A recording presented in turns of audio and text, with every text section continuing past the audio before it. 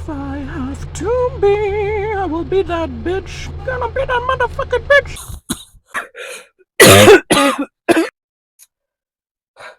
Hi, welcome to my channel.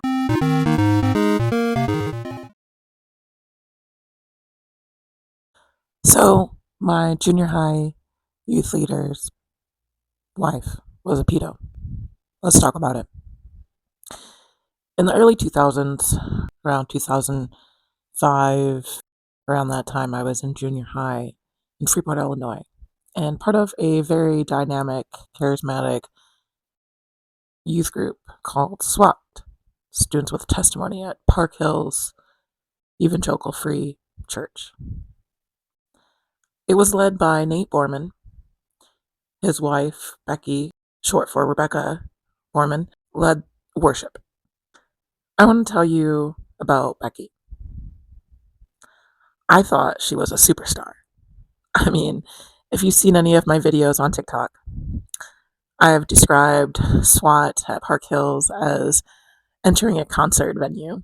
You entered the basement filled with fog machines, bumping up music, and here's Becky, this skinny, blonde-haired, big-boob, bright-eyed woman on the guitar, captivating the audience. She knew how to work the crowd just like Nate.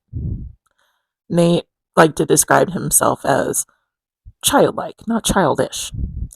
You know, the evangelical urge to split hairs with definitions.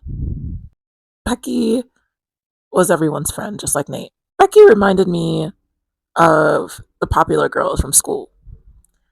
She had everyone eating out of the palm of her hands. She was cool, suave, or Abercrombie and Finch. I was even blessed to have one of her used hoodies. She sat on boys' laps. She let boys sit on her lap. She let us ride alone in her vehicle. It was normal. I got ride from the sponsors all the time, one-on-one. It was normal to have students at their house alone.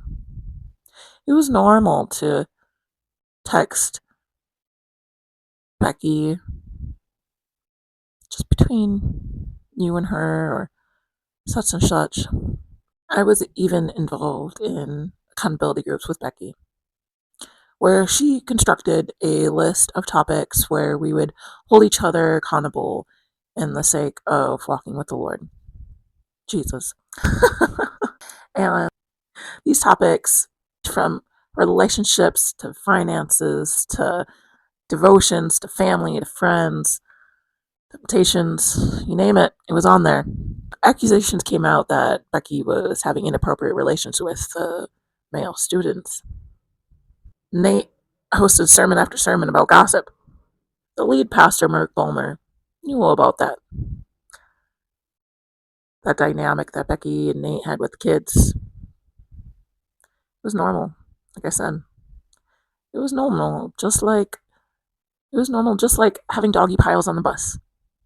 It was normal, just like having kids dumped in the toilet. It was normal, just like Nate talking about his past POR and addiction and subscribing to this Christian online email alert system where if he signs into a suspicious website, his friends can email him, say, hey, what's going on? I know, because I was one of those people that struggled with sexuality. And, you know, he was blunt about this stuff, especially during our February love series where we talked all about love, sex, and dating. Evangelical purity culture. Although the Journal Standard in Freeport, Illinois records a victim, I was there. I was part of the youth group. Same age as the main victim. But there was many students who knew her house as well as the back of her hand, that frickin' little hand. You know, she still leads worship at another church today. Last time I talked to them a few years back, they were leading Celebrate Recovery, you know, the Christian recovery group similar to AA.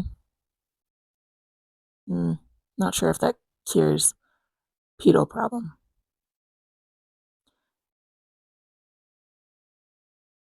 I never thought I would be the one talking about this.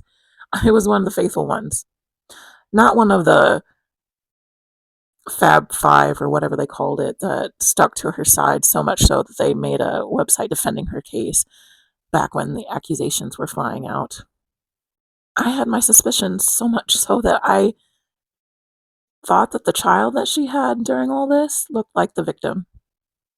You know, Becky even confessed to me, minor at the time, in a accountability group, alone at her house, that while she was pregnant, she wished to have earlier that day drove into a semi. What the fuck am I supposed to do with that information? I was a child who talked her out of calling Child Protective Services when she asked if she needed to do so because she knew my home life living in domestic violence.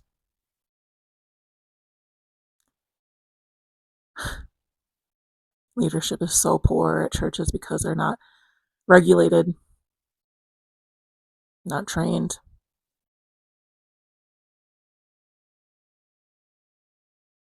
I hate that my master's degree is in Bible exposition. I wish it was in something more useful, something more legit, because most of the crap that I was taught there, especially in the spiritual direction courses I had to take, Nate Boerman taught me, and that was stuff he learned from Moody Bible Institute,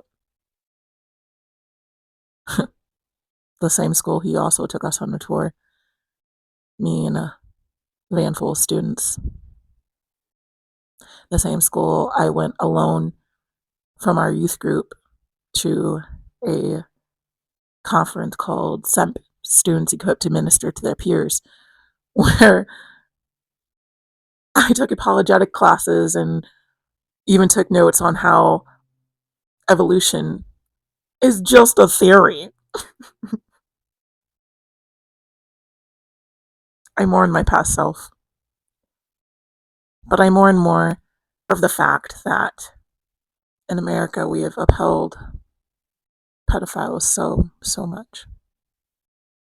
It needs to end, no matter who you are, even if you're the president.